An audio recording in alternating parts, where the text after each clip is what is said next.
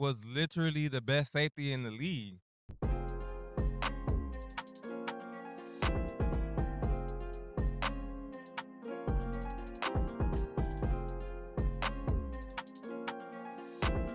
Yo, welcome to the Duval Dogs podcast. This is your boy Chance, and we are doing 30 days of draft miss. We're talking about Antonio Johnson today.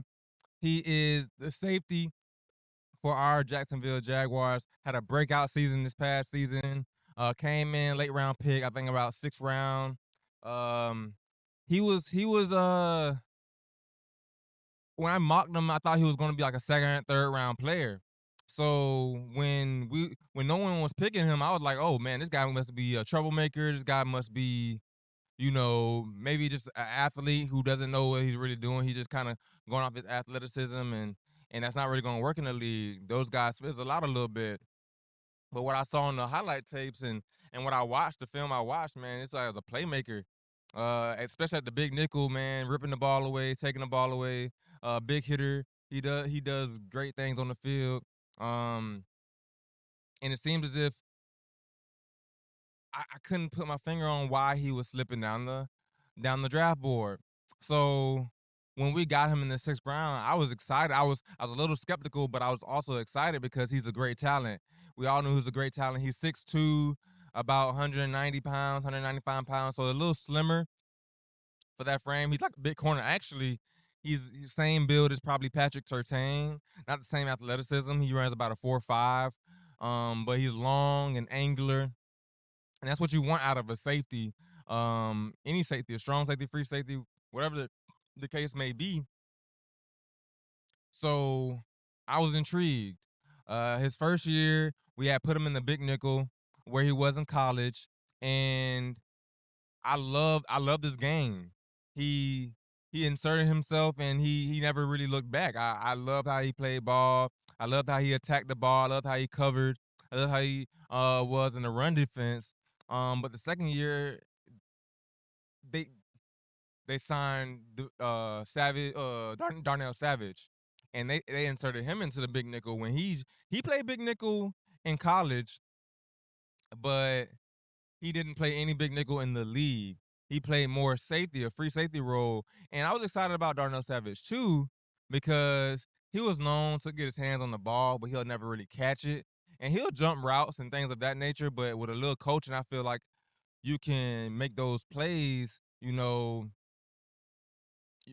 can make more of those plays and execute on more of those plays.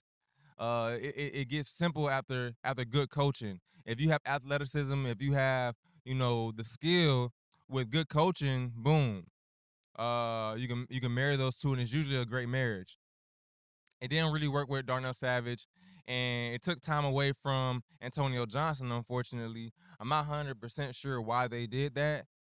They should have kept Antonio Johnson on the field just due to him being a younger player, him having good success in his rookie year. They should have capitalized on that and allowed him to flourish a little bit more, but that didn't happen. That's what happens when you have subpar coaching, right?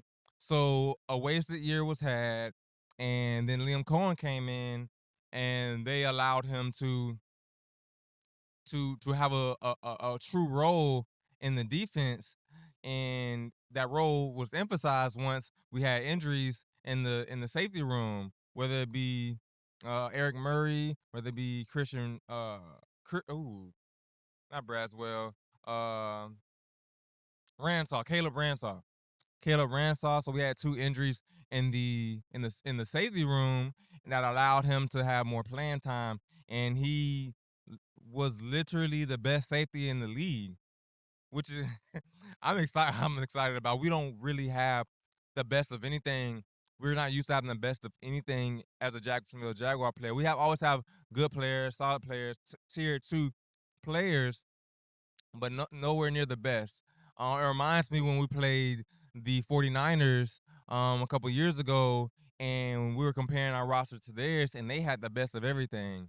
They had George Kittle, they had Brock Purdy, they had Christian McCaffrey, they had the left tackle, Trent Richardson.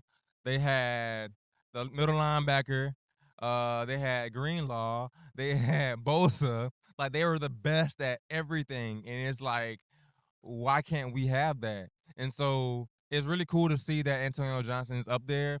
Uh, Also, Jarian Jones is top 5 in PFF as well. Antonio Johnson was number 1 at safety. Jarian Jones was number 5 corner overall out of 114 corners, which is really dope. We have a really good other nickel in Jordan Lewis, probably about top 10 if he was healthy this past year. Probably would rank about top 10 at nickel. And of course, we have a true CB1 and Travis Hunter, and I'm sure he'll be a top 5 corner next year once all healthy. So the it's looking up. Oh, can't forget Monteric Brown, top corner, top zone corner, Tre'Davious Ward type. I'm not Tre'Davious Ward, Tre'Davious White type of player, and I'm excited for him as well. Um, so it's fascinating to see what our defense can be in 2026. If we get a pass rush, man, if we get a defensive tackle who wreck shop next to Eric Armstead, we get a Dexter Lawrence, if we get a Christian Wilkins, a Jalen Carter, somebody of that caliber, even in the draft. I'm not sure if there's anybody in the draft that we can pick that'll be there when we pick to be that caliber, especially this soon. But if we get that player, it's man, the sky's the limit for this defense. We're already the best defense, rushing defense in the league. Can you add a pass rush to it? Insane with those DBs and Venture Miller, possibly having a starting chance next to Foye Lucan, Dennis Gardeck. I feel like this will be a really, really solid unit with a very high upside. Everything has to click. Everything has to click just like anything, you know. So Antonio Johnson, the best safety in the league. Jacksonville Jaguars have the best safety in the league, man. Young safety, still on his rookie contract. I'm excited to see what he has for this year. How can he capitalize on it? One thing I did realize, I love the picks. I love the interceptions. But one thing about the interceptions are some of them are kind of give me's. Some of them are the end of the games. You dive in, getting the last, interception of the game, which is cool. I love a closer. Antonio Johnson has shown that he's a closer, but I also want games in the middle of the game, like the when he did the Titans, when he had played against the Titans, he jumped the route, boom, ran it back a few. I think he had I think he ran it back for a touchdown. He had a couple interceptions that he jumped or that he ran back or that was in the middle of the game when the game still truly mattered, and that's what I'm looking forward to. I want more of those. I want him to change the game. I want him to close the game out too. Don't get me wrong, but I want him to change the game as well. And that's his next step. I'm looking for him to be a game changer. And he already has a game closer uh, tag on him, but we need him to be a game changer now. And with this defense, with this pass rush that's coming in, I think he can be that. This is the Duval Dogs podcast. I'm your boy Chance. Hope you love the background.